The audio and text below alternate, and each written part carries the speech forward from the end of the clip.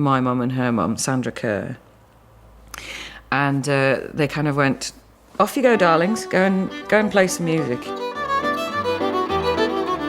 By the late 80s, the offspring of the 60s revivalists began to perform themselves at folk festivals.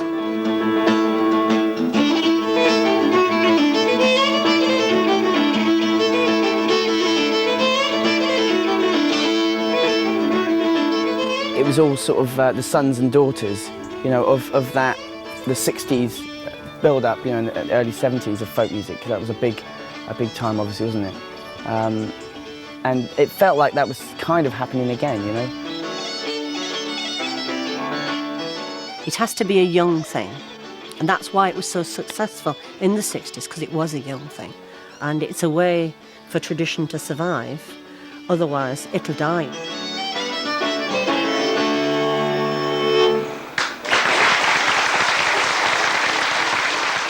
Steve Heap from the Sidmouth Festival put out Evolving Tradition, which had all these people on it, and it was an incredibly exciting time. I remember sitting on the front at Sidmouth. We had this session on the front of Sidmouth, and we were just sat there for 9 hours.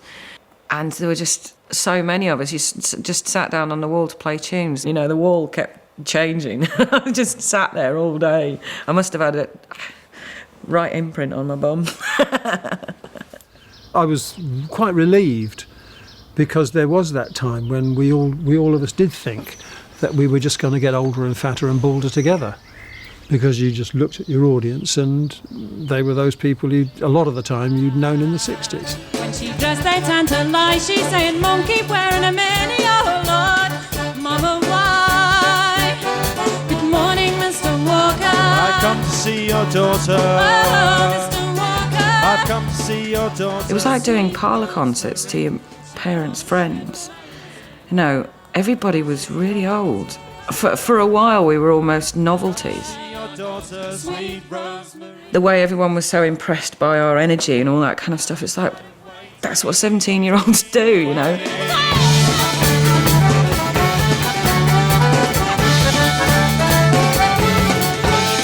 By the mid-90s, Eliza Carthy eventually got to play to audiences of her own age. When she opened up this huge rock festival circuit to the new generation, folk was back in the music papers, Sunday supplements, and on major record labels.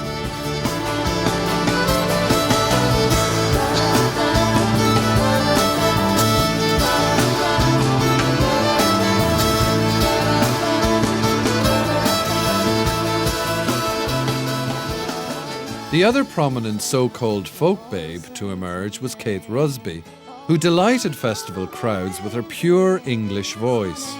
Bound for the waves on the sea. Oh, bound for the waves, dearest honey. Bound for the waves, the captain called of the maid. That time was quite a kind of formative time for me as well, going to folk festivals and seeing people like Kate Rusby and Eliza Carthy and their ilk.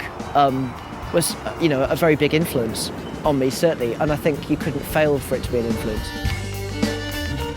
But the leader of the folk babe generation was Eliza Carthy. She had the breeding, the attitude, and above all, an aggressive fiddle style that hadn't been witnessed in English folk for generations. I think one of the best gigs I've seen is Eliza Carthy. Just to watch her there, playing the fiddle, doing traditional stuff, with a great band.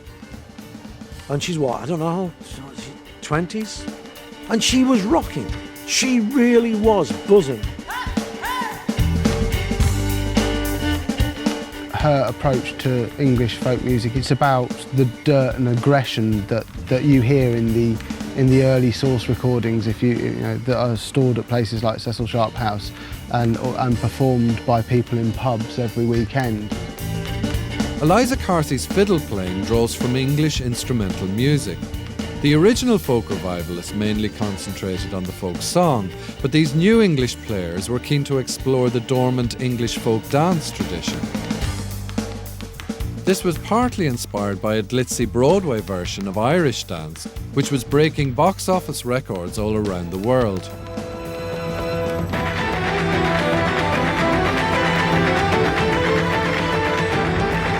The emergence in the last 10 years of Celtic music is just a marvellous marketing scam. You know, and we English, of course, we're excluded from that. All the things that happen in Irish traditional music happen in England the same. Even the pipes. Go up to Northumbria, the pipes are up there. It's a tradition we share.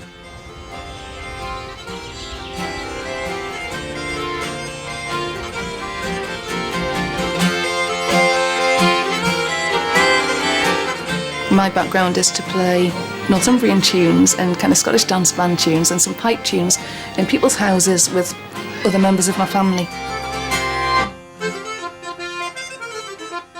It feels to me as if the folk revival hasn't had any effect on the musicians who influenced me. The people that I learnt from, the old fiddle players and pipers and the older musicians that I was lucky enough to know when I was little, they certainly wouldn't be kind of playing this music out of any kind of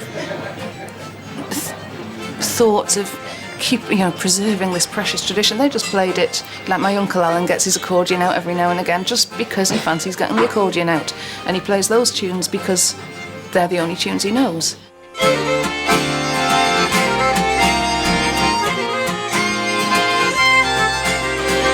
There is a very, very vibrant traditional music in England, as vibrant as any music in any country around the world. And I don't think we should be apologising for the fact that it's sometimes a bit twee and a bit beardy. If you look at a country like America, it curates its sort of folk culture incredibly well, and it's always seen as something cool to be into. Whereas in England, it's like that sort of joke about you try anything once except incest and Morris dancing. English people, for whatever reason, really look down their nose at their own sort of folk history. Morris dancing is a very easy target to pillory.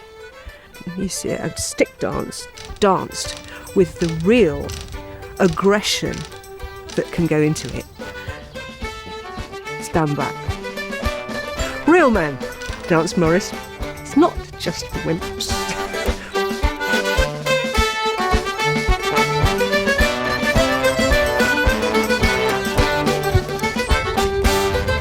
There's something about really well played dance music that gives you a little kick of energy that makes you want to dance, to be the first person on that dance floor.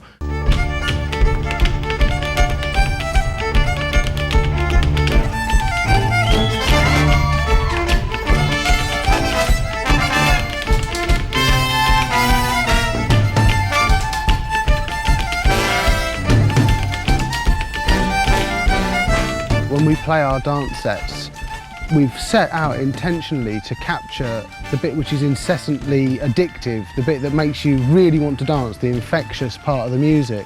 And the people that are the folk fans in the audience will start doing spontaneous Morris dancing.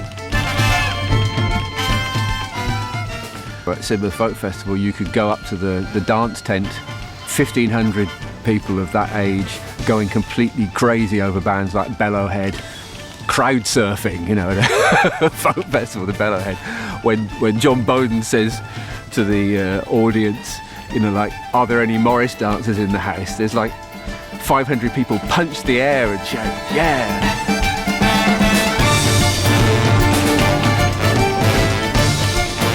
It's incredible. Since I started going, which was only 5 or 6 years ago, their numbers have swelled massively. You've got people who just have no reason to be ashamed of it. There is no reason to be ashamed of it. It's just that one generation was. It's a good, fun thing to do, and certainly Cayley dancing is a very good way to pull. Except that I've never pulled in the Cayley, so I don't know. You've probably pulled in the Cayley. I stripped a few willows. With the coming together of the 60s and 90s generations, the revival in Britain has finally achieved what folk music is supposed to do: to hand down the music in a direct family line. Together, they have begun to form a folk establishment which encourages the young and bestows honours upon the older generation. With the BBC back in its old post-war role as the principal supporter of a new folk order. Thank you. Hello and a very good evening from Mary Ann Kennedy and myself, Mike Harding, and welcome to the 5th BBC Radio 2 Folk Awards.